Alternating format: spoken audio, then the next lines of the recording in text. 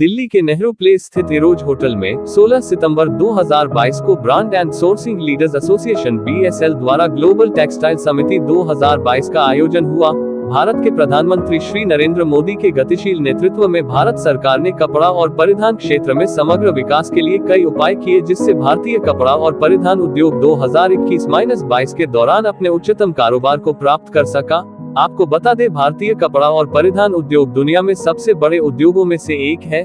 इस पर BSL के अध्यक्ष माननीय आनंद रे ने कहा, हम उद्योग स्तर के सहयोग और सरकारी समर्थन के माध्यम से भारतीय परिधान उद्योग के विकास और कच्चे माल में उन्नति और तेजी लाना चाहते हैं।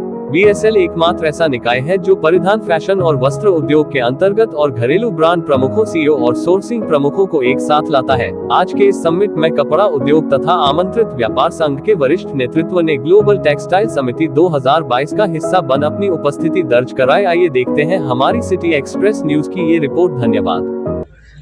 हमारे देश में हम कई चीज़ें इंपोर्ट कर रहे हैं आज भी, जबकि हम काफ़ी बड़े मैन्युफैक्चरिंग कंट्री खुद है। तो हमने सोचा कि ऐसा क्यों ना हो कि हम लोग खुद देखें कि इसको कैसे बढ़ावा दिया जाए, इंडिया में कैपेसिटी कैसे बढ़ाया जाए, किस तरह किस टाइप के फैब्रिक्स चाहिए, किस टाइप के कपड़े चाहिए, किस टाइप के गारमेंटिंग होनी चाहिए, किस टाइप का टेक्नोलॉजी इंडिया में लाना चाहिए।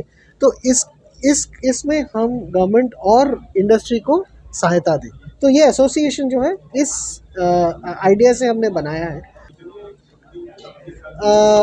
तकरीबन 200 इसका आंसर मैं देता हूँ। हम लोग अभी करीब 250 हैं, लेकिन 250 जो हैं वो करीब $45 बिलियन प्लस की बाइंग करते हैं फ्रॉम इंडिया, बांग्लादेश और साउथ एशियन कंट्री से, डोमेस्टिक और इंटरनेशनल ब्रांड्स मिला के। और पिछले, जैसे अभी सेक्रेटरी जी ने कहा कि 2008 से लेकर अब तक बांग्लादेश हमसे 4 से 5 गुना बड़ा हो गया। वहाँ पे हमारी जैसी एक एसोसिएशन है जो बहुत इंस्ट्रूमेंटल है पॉलिसी मेकिंग में, सपोर्ट में। सो हम भी वही ब्रिजिंग का पार्ट करने वाले हैं। So that is one of the major aims what we are targeting. तो ये बड़ा इंटरेस्टिंग क्वेश्चन है। तो एक्चुअली जो इंडियन कंपनीज हैं, जैसे कि अरविंद ब्रांड्स हुआ, मिंत्रा हुआ, फ्लिपकार्ट हुआ, हम लोग एज अ कंपनी हम फाइनल कंज्यूमर को बेचते हैं, ठीक है। अगर आप एक्सपोर्ट साइड में देखें तो जो बाइंग हाउसेज हैं वो बाकी ऐसे कंपनीज को बेचती हैं, जैसे कि रैल्फ लॉरेन हुआ या गैप हुआ, टॉमी हिलफिगर हुआ, जो आगे मतलब फाइनल कंज्यूमर को बेचती है। पर तो कहीं पे तो हम जो डोमेस्टिक में है, हम डायरेक्टली कंज्यूमर को रिप्रेजेंट करते हैं। हमें पता है कंज्यूमर क्या मांग रहा है, हमें पता है इंडिया में कंज्यूमर ट्रेंड्स क्या हैं। और जो एक्सपोर्ट साइड में है उनको पता है कि उनके कस्टमर्स क्या मांग रहे हैं, because they are in touch with the final consumer. धीरे धीरे दी अदर प्रदेश हमसे ऊपर चला गया, वियतनाम हमसे ऊपर चला गया, चाइना तो इज़ वेरी बिग। सो कहाँ स्लैग है, कहाँ स्लोनेस है, कैसे हम लोग सब कंपेटिटर्स हैं जब हम बाहर जाते हैं इस रूम से, लेकिन हम टुगेदर इंडस्ट्री को कैसे सपोर्ट कर सकते हैं और गवर्नमेंट का कहाँ सपोर्ट लेना है, गवर्नमेंट जो कर रही है वो पूरी इंडस्ट्री को कैसे सोशलाइज करना है। और मैन्युफैक्चरिंग से तो ऑलरेडी एसोसिएशंस हैं, राइट। तो उनका एक ओपिनियन जो रहता है और उनका जो साइट रहता है वो डिफरेंट रहता है। वो मैन्युफैक्चरिंग पॉइंट ऑफ व्यू से देखते हैं और हम लोग ब्रांड और final consumer point of view से देते हैं।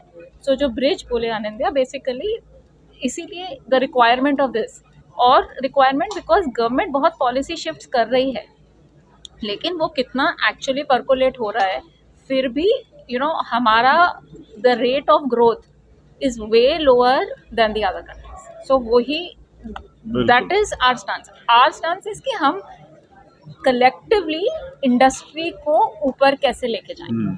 देखिए, अभी तक जो है ना, जो टेक्सटाइल और गारमेंट इंडस्ट्री है, अभी तक वो एक टेस्ट मैच क्रिकेट खेल रही थी इतने सालों तक। अब ये जो ऑर्गेनाइजेशन आई है ना, ये इसको T20 लेवल पे लेके जाएगी। So everything is going to be accelerated. इसीलिए हमने वो वर्ड डाला ना, कैटलिस्ट। कैटलिस्ट का यही मतलब हुआ कि एक जिस सिचुएशन में अभी हम लोग हैं, उस सिचुएशन को हम कैसे आगे बढ़ा के और तीव्रता से आगे बढ़ाएं। 3.5% है ग्लोबल ट्रेड की, 3.5% है। $1.5 ट्रिलियन का ट्रेड है ग्लोबल। और इंडिया का, मतलब थोड़ा शर्म आती है बोलते हुए, लेकिन 17 बिलियन है सिर्फ। और बांग्लादेश का 44 बिलियन है। वियतनाम का 38 से 40 बिलियन है। चाइना का 154 बिलियन है। तो अब आप ये अंदाज़ा लगा लीजिए कि इंडिया में अभी हम लोग कहाँ पे हैं। पर अगर 200 साल पहले जाएं तो यही 25-26% होता था इंडिया का जो भागीदारी थी ट्रेड में। तो कहीं ना कहीं हम लोग लूज आउट कर गए हैं बिग टाइम। कारण यही हुआ कि जो इंडस्ट्रियल रेवोल्यूशन हुआ यूरोप में, तो सारी फोकस उधर शिफ्ट हो गई, मैन्युफैक्चरिंग उधर शिफ्ट हो गई, और हमारे यहाँ पे क्या है वो चीज़ डेवलप नहीं हो पाई।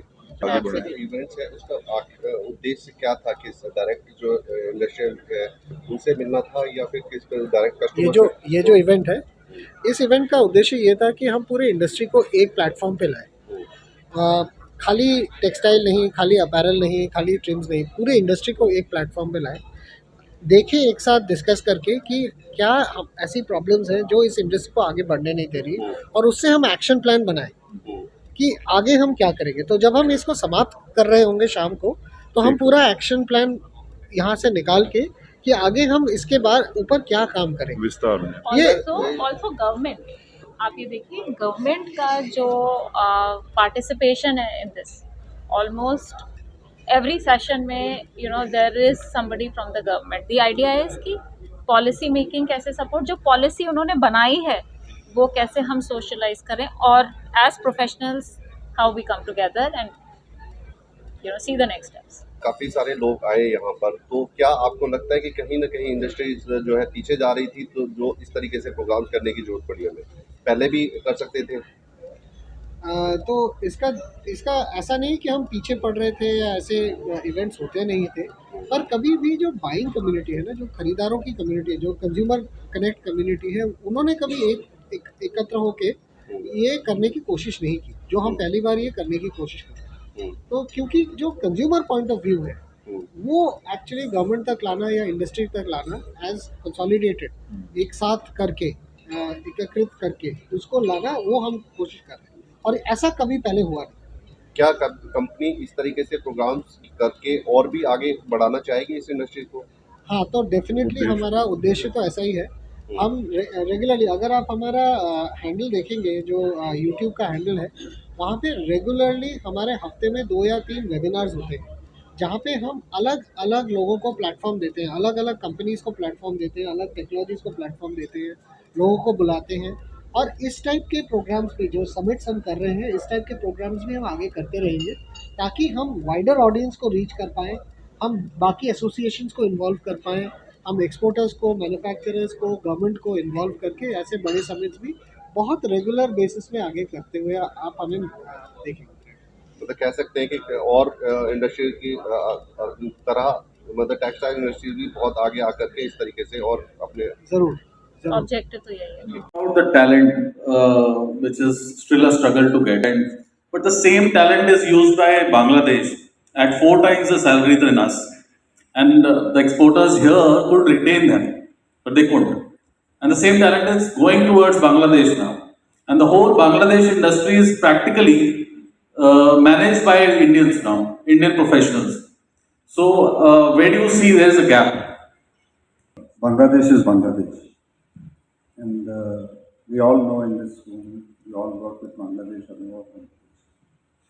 Bangladesh industry is owned and governed and controlled by who's who of Bangladesh, right from the president down. So the focus of everybody is the garmenting business, because 85% of the working population of Bangladesh works in the garment factories. So आज यहाँ पे जिस आदमी को 50,000 रुपया नहीं मिलता, उसको 75,000 रुपया वहाँ मिलता, because those people have learned to respect. If you recall, there was a time that Bangladesh was known for poor compliance. Not anymore. If you look at some of the top 20, 30, 50 factories, they are more compliant than most Indian factories. They have, you see, what I started out by saying is that if we do not understand our weaknesses and try to address them, we'll never do it. It boils back to the same point.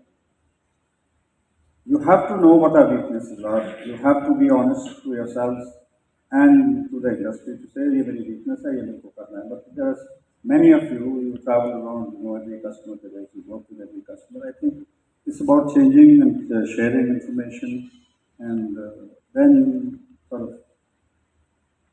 ask your factories that you work with to adopt some of those things and form certain groups within your own